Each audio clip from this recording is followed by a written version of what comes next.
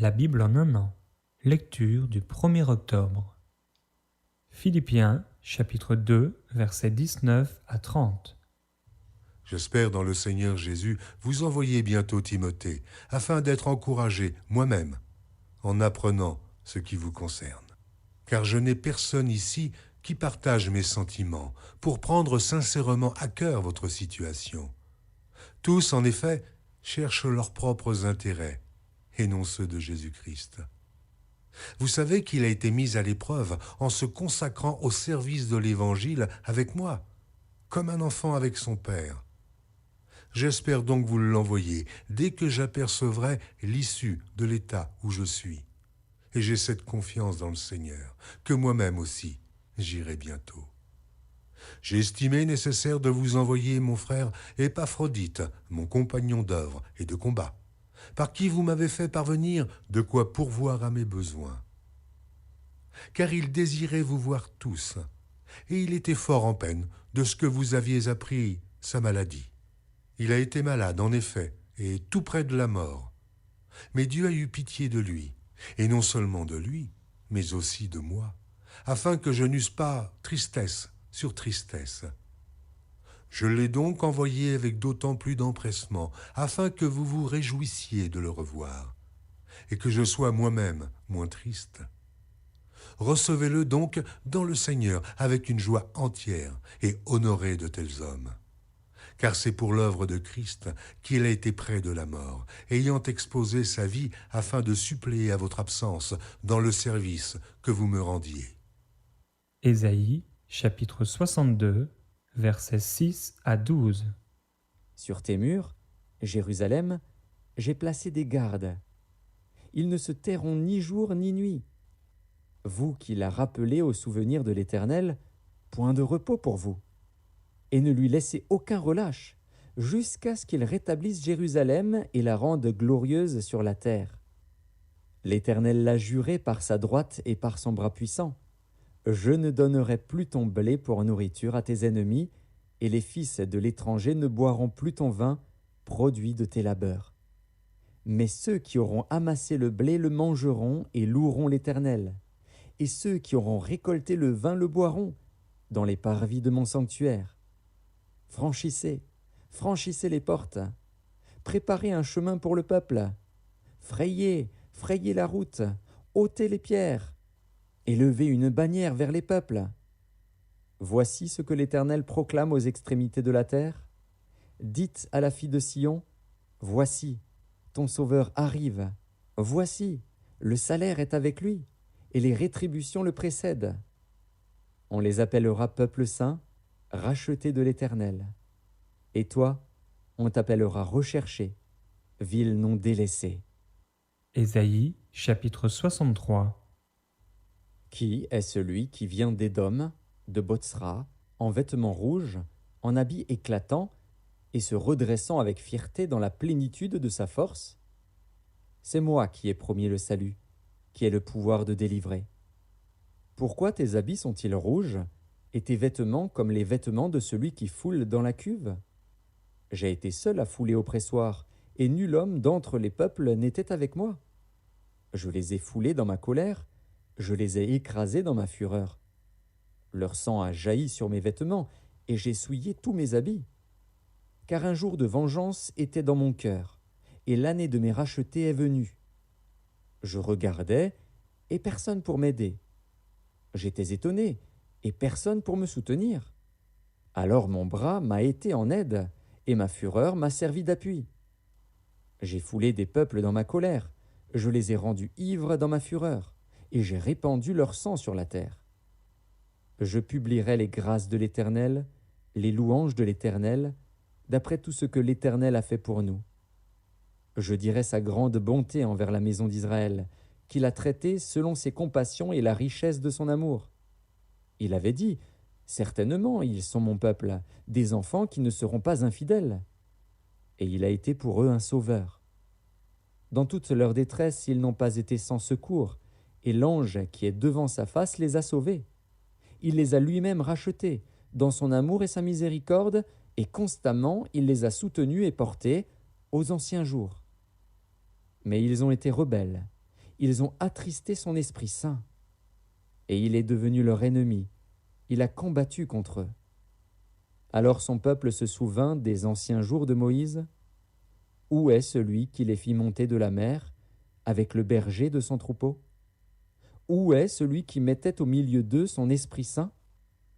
Qui dirigea la droite de Moïse par son bras glorieux, qui fendit les eaux devant eux pour se faire un nom éternel? Qui les dirigea au travers des flots, comme un coursier dans le désert, sans qu'ils bronchassent? Comme la bête qui descend dans la vallée, l'Esprit de l'Éternel les a menés au repos. C'est ainsi que tu as conduit ton peuple, pour te faire un nom glorieux. Regarde du ciel, et vois, de ta demeure sainte et glorieuse. Où sont ton zèle et ta puissance? Le frémissement de tes entrailles et tes compassions ne se font plus sentir envers moi. Tu es cependant notre Père, car Abraham ne nous connaît pas, et Israël ignore qui nous sommes. C'est toi, Éternel, qui es notre Père, qui, dès l'éternité, t'appelle notre Sauveur. Pourquoi, ô Éternel, nous fais-tu errer loin de tes voies, et endurcis-tu notre cœur contre ta crainte? Reviens, pour l'amour de tes serviteurs, des tribus de ton héritage. Ton peuple saint n'a possédé le pays que peu de temps. Nos ennemis ont foulé ton sanctuaire. Nous sommes depuis longtemps comme un peuple que tu ne gouvernes pas et qui n'est point appelé de ton nom. Ésaïe, chapitre 64. Oh, si tu déchirais les cieux, et si tu descendais, les montagnes s'ébranleraient devant toi, comme s'allume un feu de bois sec, comme s'évapore l'eau qui bouillonne. Tes ennemis connaîtraient ton nom, et les nations trembleraient devant toi. Lorsque tu fis des prodiges que nous n'attendions pas, tu descendis, et les montagnes s'ébranlèrent devant toi. Jamais on n'a appris ni entendu dire, et jamais l'œil n'a vu qu'un autre Dieu que toi fit de telles choses pour ceux qui se confient en lui. Tu vas au-devant de celui qui pratique avec joie la justice, de ceux qui marchent dans tes voies et se souviennent de toi. Mais tu as été irrité, parce que nous avons péché, et nous en souffrons longtemps jusqu'à ce que nous soyons sauvés. Nous sommes tous comme des impurs, et toute notre justice est comme un vêtement souillé. Nous sommes tous flétris comme une feuille, et nos crimes nous emportent comme le vent. Il n'y a personne qui invoque ton nom, qui se réveille pour s'attacher à toi.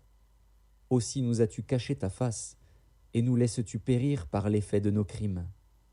Cependant, ô Éternel, tu es notre Père. Nous sommes l'argile, et c'est toi qui nous as formés. Nous sommes tous l'ouvrage de tes mains. Ne t'irrite pas à l'extrême, ô Éternel, et ne te souviens pas à toujours du crime. Regarde donc, nous sommes tous ton peuple. Tes villes saintes sont un désert.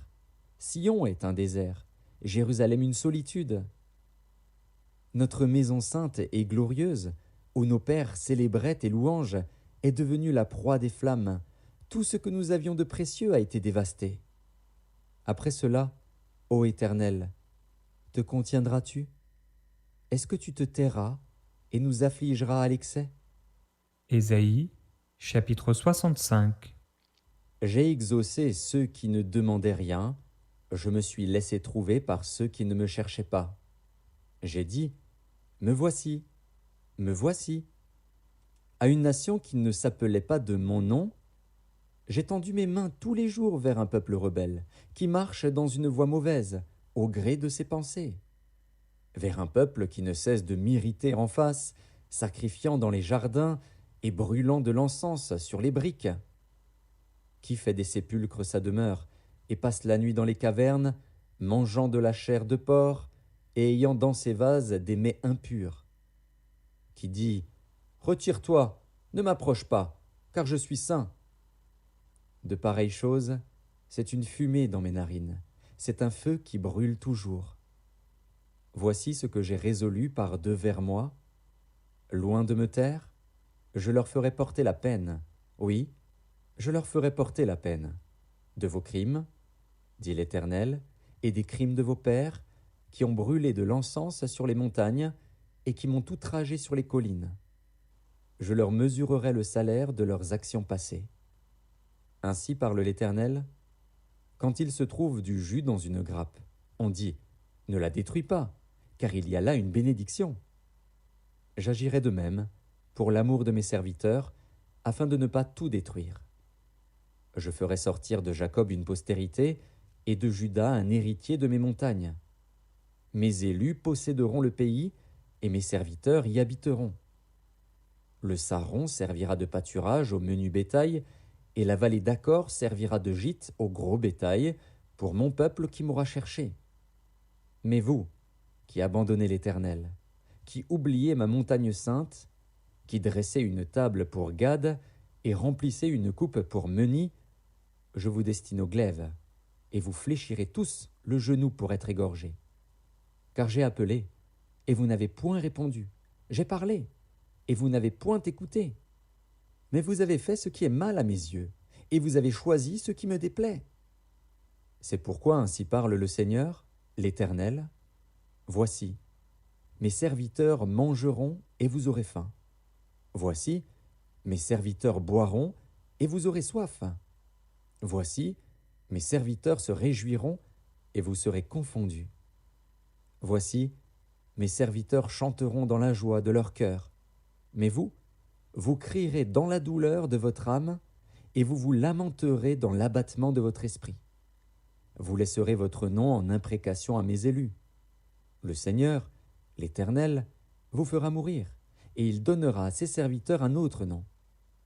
Celui qui voudra être béni dans le pays voudra l'être par le Dieu de vérité, et celui qui jurera dans le pays jurera par le Dieu de vérité. Car les anciennes souffrances seront oubliées, elles seront cachées à mes yeux. Car je vais créer de nouveaux cieux et une nouvelle terre. On ne se rappellera plus les choses passées, elles ne reviendront plus à l'esprit. Réjouissez-vous plutôt et soyez toujours dans l'allégresse, à cause de ce que je vais créer. Car je vais créer Jérusalem pour l'allégresse, et son peuple pour la joie. Je ferai de Jérusalem mon allégresse, et de mon peuple ma joie. On n'y entendra plus le bruit des pleurs et le bruit des cris.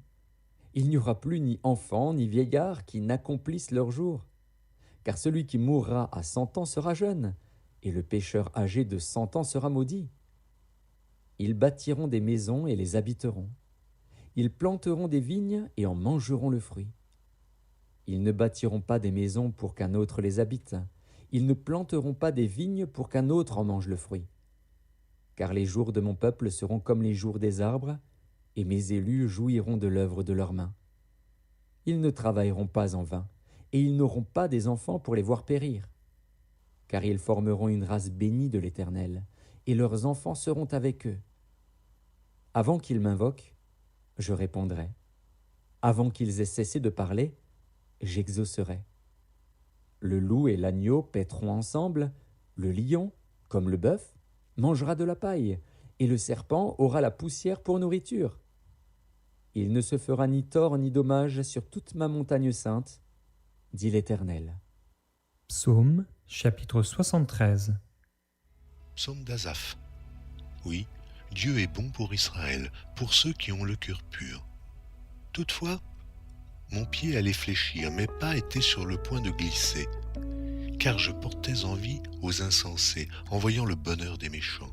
Rien ne les tourmente jusqu'à leur mort, et leur corps est chargé d'embonpoint. Ils n'ont aucune part aux souffrances humaines, ils ne sont point frappés comme le reste des hommes.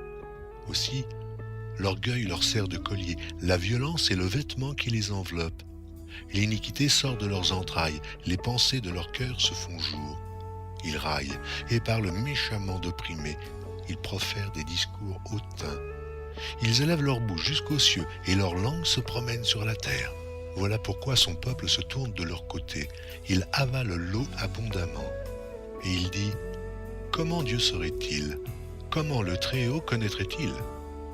Ainsi sont les méchants, toujours heureux, ils accroissent leur richesse. C'est donc en vain que j'ai purifié mon cœur et que j'ai lavé mes mains dans l'innocence. Chaque jour je suis frappé, tous les matins mon châtiment est là. Si je disais, je veux parler comme eux, voici je trahirais la race de tes enfants. Quand j'ai réfléchi là-dessus pour m'éclairer, la difficulté fut grande à mes yeux, jusqu'à ce que j'eusse pénétré dans les sanctuaires de Dieu et que j'eusse pris garde au sort final des méchants. Oui, tu les places sur des voies glissantes, tu les fais tomber et tu les mets en ruine. Et quoi ? En un instant, les voilà détruits. Ils sont enlevés, anéantis par une fin soudaine. Comme un songe au réveil, Seigneur, à ton réveil, tu repousses leur image. Lorsque mon cœur s'aigrissait et que je me sentais percé dans les entrailles, j'étais stupide et sans intelligence, j'étais à ton égard comme les bêtes. Cependant, je suis toujours avec toi. Tu m'as saisi la main droite. Tu me conduiras par ton conseil, puis tu me recevras dans la gloire. Quel autre ai-je au ciel que toi? Et sur la terre, je ne prends plaisir qu'en toi. Ma chair et mon cœur peuvent se consumer. Dieu sera toujours le rocher de mon cœur et mon partage. Car voici, ceux qui s'éloignent de toi périssent. Tu anéantis tous ceux qui te sont infidèles. Pour moi, m'approcher de Dieu, c'est mon bien. Je place mon refuge dans le Seigneur, l'Éternel, afin de raconter toutes tes œuvres. Proverbes, chapitre 24, versets 13 et 14. Mon fils, mange du miel, car il est bon. Un rayon de miel sera doux à ton palais. De même, connais la sagesse pour ton âme. Si tu la trouves, il est un avenir, et ton espérance ne sera pas anéantie.